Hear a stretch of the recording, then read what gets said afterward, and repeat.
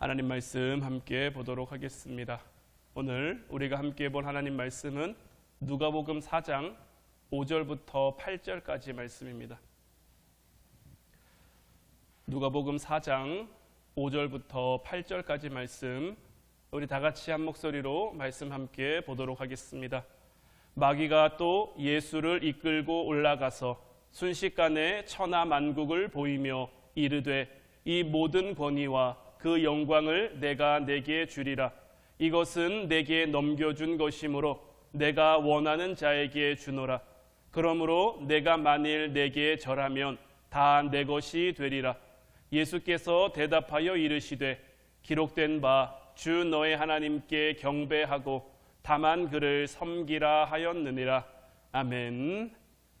오늘 이 시간에는 지난 수요일에 이어서 예수님의 모범을 따르라라는 말씀 제목 가지고 우리가 함께 말씀 나눌 때에 하나님의 크신 은혜가 사랑하는 우리 화원성도 여러분들에게 충만히 임하기를 주님의 이름으로 축원해 드립니다. 우리가 지난 수요일 날 이제 40일 금식을 마친 예수님께 마귀가 나타나서 예수님을 시험하는 장면 가운데 첫 번째 시험에 대한 말씀을 함께 나눴죠. 예수님을 향한 마귀의 첫 번째 시험은 먹고 사는 문제에 대한 거였죠.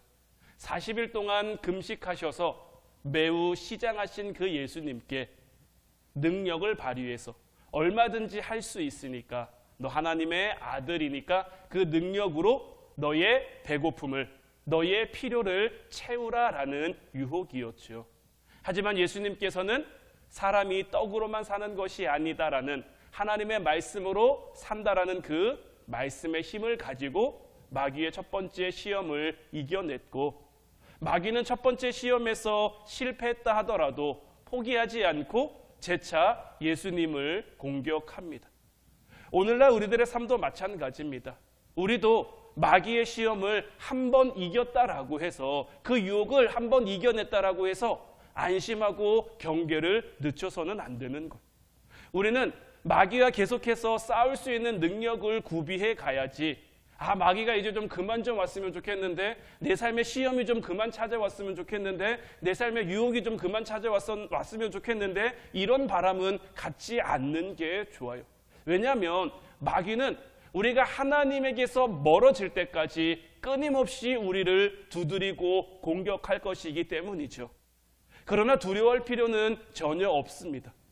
괜히 긁어 부스럼 만든다고 하는데 어리석은 마귀도 마찬가지인 거거든요. 괜히 우리를 한번 찔러볼 때마다, 괜히 한번 우리를 공격할 때마다 우리가 그것을 잘 감당하면 그것으로 인해 사단에게, 마귀에게 더 큰 피해가 되는 거죠.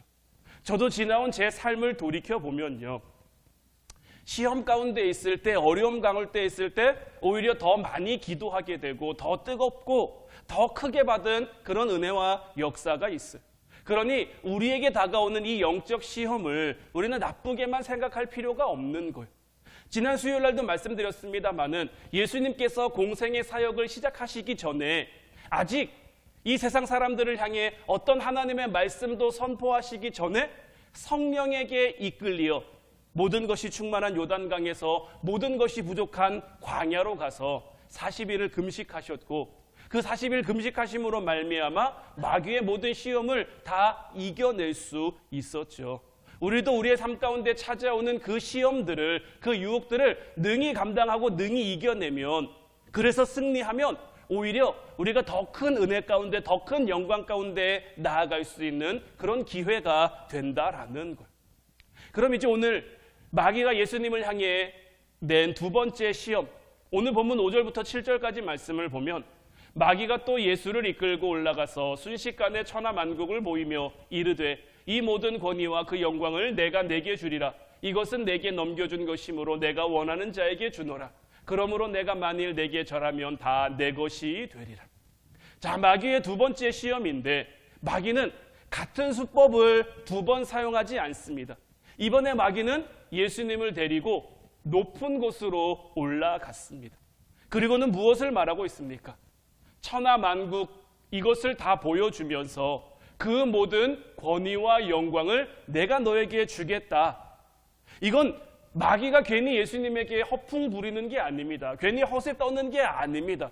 지금 사단은 이 세상의 공중 권세를 잡은 자이기 때문에 이 세상에서 얼마든지 한 인간을, 한 사람을 정상의 위치에 올려놓을 수도 있어요. 그 힘을 지금 사단은 가지고 있습니다. 우리도 우리의 삶 가운데, 세상 가운데서 내가 너무 성공하려는, 내가 세상 가운데 너무 잘 되려는 세상을 향한 내 마음과 내 집착이 너무 강하면 그 생각이, 그 마음이 사단에게 이용당할 수가 있는 거예요. 그러면 하나님도 성공의 방편으로 이용하고 싶어 하는 거고요. 그러다 보면 마귀에게 오히려 이용당하게 되는 거예요. 하나님의 자녀들이 이렇게 세상적 야심으로 가득 차 있으면, 이런 세상적 욕망으로 사로잡혀 있으면 성령 하나님 우리 안에서 역사하지 못하시고 우리 안에서 슬퍼하고 침묵하시는 거죠. 우리를 향해 말할 수 없는 그 탄식 가지고 안타까워하시며 슬퍼하시며 그저 기도하시는 거죠. 성령님이 우리의 삶을 축복하지 않는데 내가 어떤 세상적 성공의 사다리를 한 계단 한 계단 올라간다고 느껴지면, 그렇게 다가오는 성공은, 그렇게 다가오는 승리는 우리의 삶을 불안하게 하며 우리의 삶을 허무하고 허탈하게 만들 수밖에 없는 거예요. 저도 여러분들에게 몇 번 제 이야기를 들려드린 적이 있습니다만은, 저도 신학하다가 때려치고 나가서 장사했는데 모르겠어요. 굉장히 잘 됐거든요. 돈도 잘 벌리고 주변에 사람들도 많은 것 같고 뭔가 잘 되는 것 같은데, 하나님이 제 안에 주신 그 마음 때문에, 그 지옥에 대한 그 불안한 마음, 돈 많이 벌면 뭐합니까? 맛있는 거 먹으면 뭐합니까? 좋은 데 살고 좋은 거 입고 좋은 차 타고 좋은 거 누리고 살아가면 뭐합니까? 그런 것으로 인해 오는 만족감이 하나도 없이 하루하루 불안함의 연속인데, 이렇게 살다가 죽으면 내가 정말 지옥 갈 텐데 그 생각에 사로잡히니까 밤에 잠도 잘 안 오고요. 자고 일어나도 별로 의욕도 없습니다. 그냥 하루하루 그냥 근근히 버텨가는 것 뿐이죠. 지금 제가 이 자리에 서게 됐습니다. 그때와는 좀 다른 삶이죠. 어떤 삶이 더 세상적으로 봤을 때 나은 삶인지는 잘 모르겠습니다만은, 저 스스로 확신하는 것은 뭐냐면 지금 이 자리가 저에게 훨씬 더 행복한 자리고 저에게 훨씬 더 복된 자리다라는 거예요. 어떤 세상적 불편함은 있을지도 몰라요. 그때만큼 가진 게 없으니까요. 그럼에도 불편하게 살아도요, 없이 살아도요, 마음이 편하니까요. 여기서는 늘 기도할 수 있고 늘 말씀을 가까이 할 수 있고, 또 제가 목회자이기 때문에, 목사이기 때문에 더더군다나 말씀을 여러분들보다 더 많이 보고 더 많이 공부하고 더 많이 연구하고 더 많이 기도해야 하기 때문에 그런 시간들이 저를 세워가는, 하나님이 저를 세워가시는 것도 있지만 그로 인해서 제 영혼이 다시 좀 서가는 듯한 그런 느낌들도 많이 받거든요. 여러분들도 여러분들의 삶 가운데 여러분들이 바라는 것이, 여러분들이 원하는 것이 무엇인지 저는 다 알 수 없습니다만은, 이제 바라기는 정말 여러분들의 마음속에 어떤 세상적 잘됨, 세상적 흥함, 세상적 성공, 이런 것들을 향한 그 마음이 가득하기보다는 그것을 주실 하나님께 여러분들의 마음을 둘 수 있기를 주님의 이름으로 축복해드립니다. 우리는 오늘 이 마귀의 시험 가운데 5절 말씀을 보면 순식간에 천하만국을 보여줬다라는 데 주목해야 돼요. 오늘날 우리는 모든 빠른 시대를 살아가고 있습니다. 빨리빨리가 굉장히 익숙한 시대고, 특히 세계 민족 중에서도 우리나라만큼 빨리빨리를 좋아하는 민족도 없는 것 같아요. 성공도 빨리빨리, 승리도 빨리빨리, 사랑도 빨리빨리, 부흥도 빨리빨리, 뭐든 다 빨리 이루고 싶어 하는 거죠. 기도해도 빨리 응답됐으면 좋겠고, 하나님의 역사하심도 빨리 나타났으면 좋겠고, 단숨에 뭔가 해결되고 단숨에 뭔가 이루어지는 그 맛을 우리가 느끼며 살아가고 싶어 하는 거죠. 마귀는 우리의 이런 마음, 우리의 이런 심성을 너무나 잘 알고 있는 것. 그래서 우리에게 어떤 유혹을 주냐면, 너희가 하나님 나라를 이루어도 돼. 너희가 하나님 나라를 이 땅 가운데 세워도 돼. 근데 하나님이 뜻하신, 하나님이 계획하신 그 길로 말고 내가 너희들에게 보여주는 지름길로 가도 괜찮지 않을까? 이런 식으로 우리에게 유혹하는 것. 예수님의 첫 번째 시험도 돌이 변해서 떡이 되게 하라는 그 시험, 그것도 먹고 사는 문제를 능력이 있으니까 빨리빨리 해결하라는 거잖아요. 지금 당장 배고프니까 너 힘 있고 너 능력 있는데 그거 안 쓰고 뭐해? 돌이 변해서 떡덩이 되게 하면 지금 당장 너의 배고픔을 면할 수 있잖아. 이런 유혹이었단 말이에요. 마귀는 하나님이 약속한 것보다 더 좋은 것을 줄 것처럼, 하나님이 약속하신 것보다 더 빠르게 우리에게 뭔가를 줄 것처럼 우리를 유혹하는 거예요. 지금 예수님을 향해서도 마찬가지인 거예요. 마귀가 예수님이 왜 이 땅에 오셨는지 알까요? 모를까요?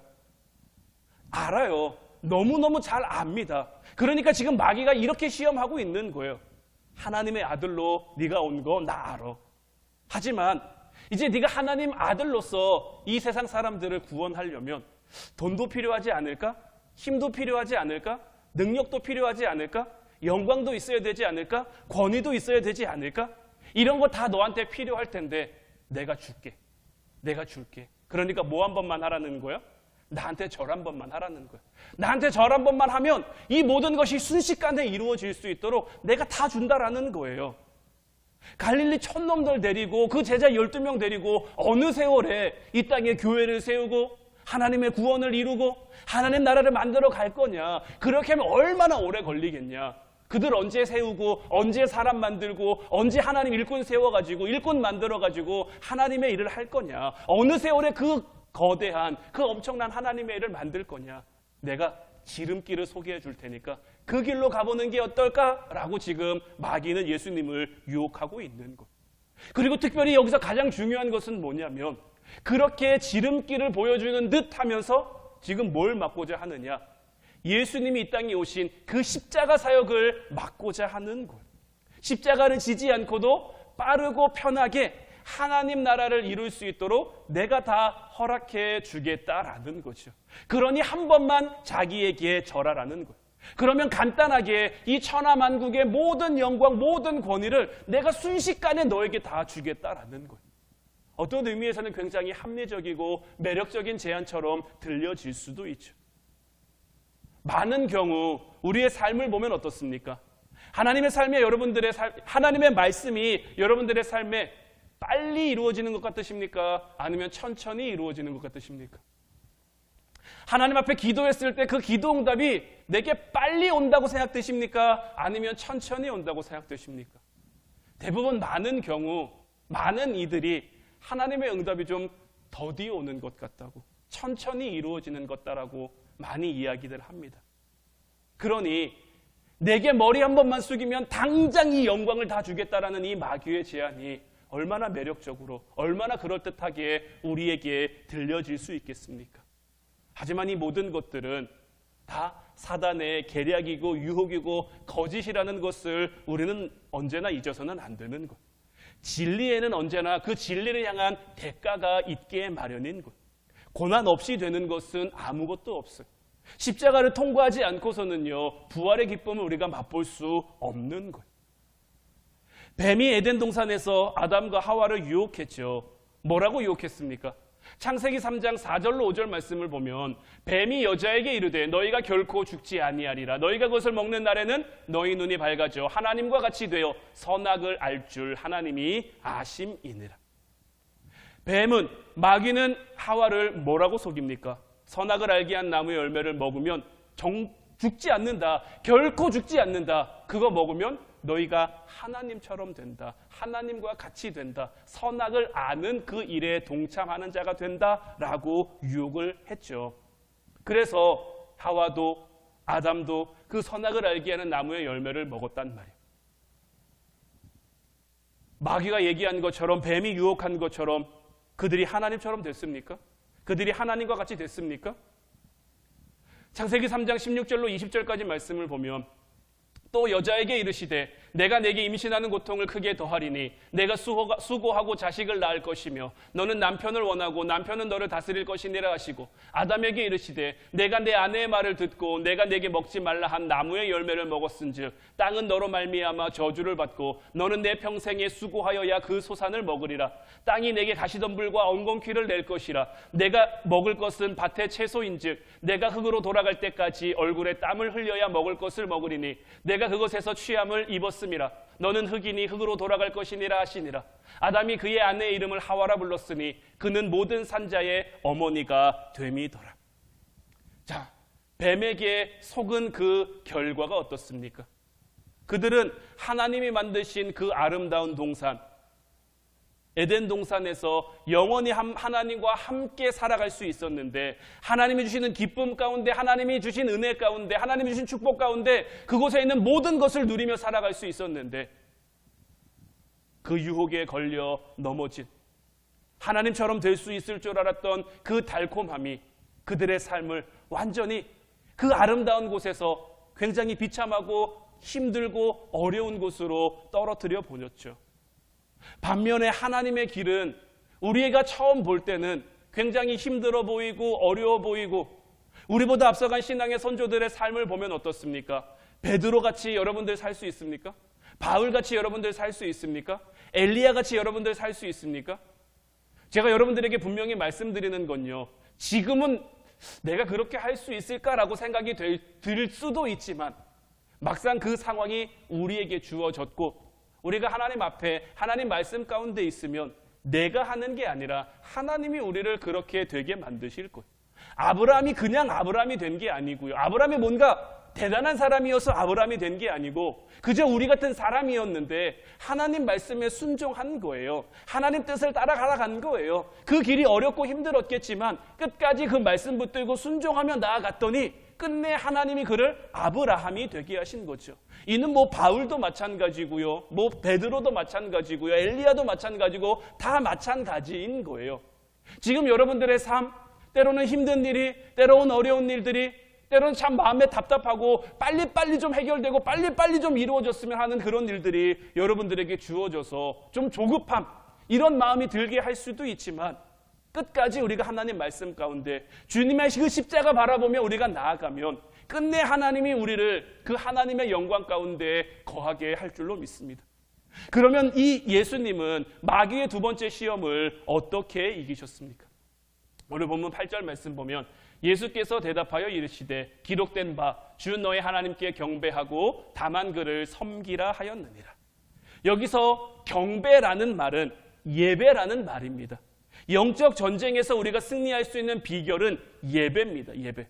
그럼 반대로 말하면 무엇입니까? 우리 예배가 약해지면요, 우리의 삶에서 예배가 부족해지면 우리는 영적인 저항력을 상실할 수밖에 없는 거예요. 그렇게 되면 항상 십자가를 피하고 지름길로 가라는, 빠른 길로 가라는 그 사단의 유혹에 걸려 넘어질 수밖에 없는 거죠. 그 달콤한 목소리에 이끌려 우리가 걸어가야 될 그 길을 놓칠 수밖에 없는 거죠.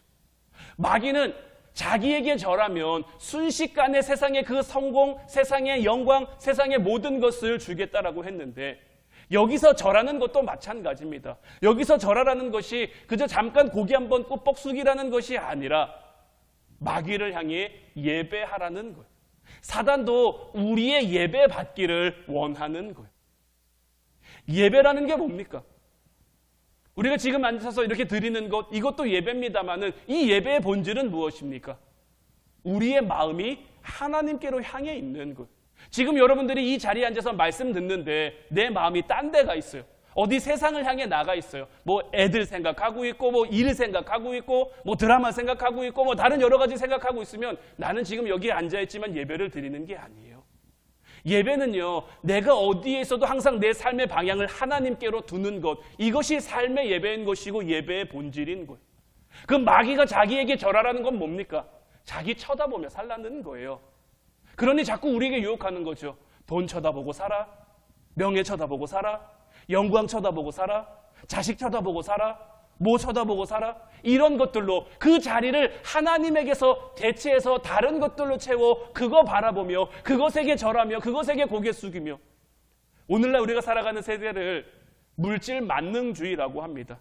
돈이면 안 되는 게 그리 많지 않은 것 같아요. 요즘은 참 무서운 일입니다만 돈 주면 사람도 죽여주는 그 일들이 심심치 않게 일어나고 있죠.